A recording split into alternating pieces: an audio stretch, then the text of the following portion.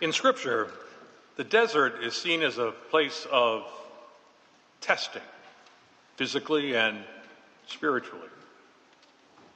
A place where there's little or no physical support, and one is confronted with his or her limitations.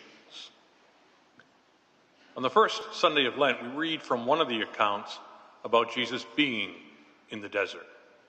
In Luke, it's a testing that takes place when Jesus is confronted with several situations which all boil down to one question: who are you? And how do you intend to carry out your mission? In Luke, the context of the temptation scene is very important.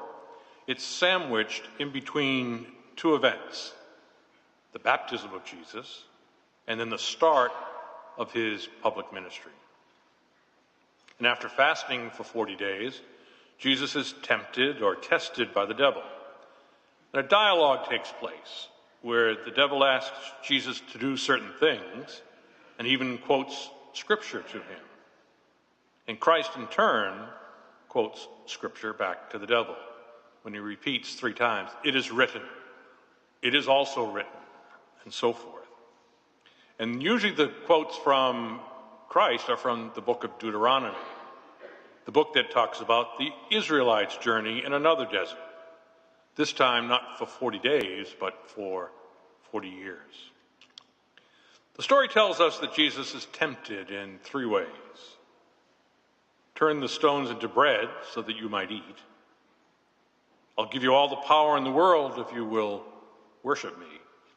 And finally, throw yourself from the temple to prove that you are the Son of God. All in all, the testing comes down to that question of what type of person Jesus would be.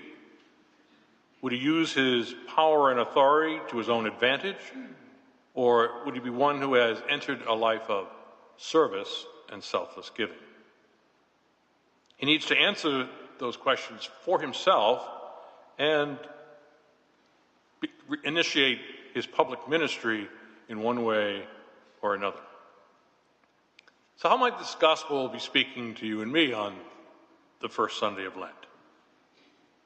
In a sense, Lent is meant to be for us a desert experience, not literally, but symbolically. Like Jesus, we spend 40 days in preparation for the celebration of Easter. It is, in a way, a time of testing for us to answer the question, what type of person am I? Who have I become? And what do I really want to be? I mentioned last week that the church offers 3 traditional areas for us to focus on during Lent: prayer, penance, and acts of charity. Today, I invite all of us to spend a moment or two asking questions about how we intend to incorporate these 3 elements into our 40 days in the desert. Who have I become in relationship to these 3 key elements? Where is prayer in my life? What type of sacrifices do I make?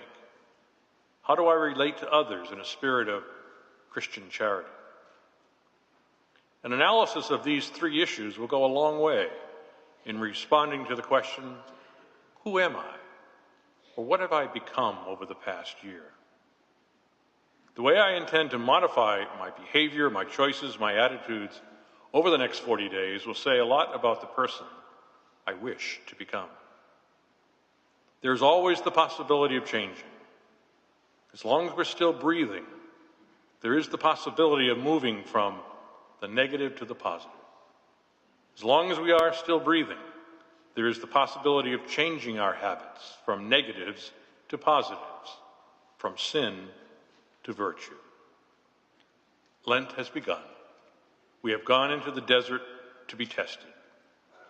Lent has begun, and so must we.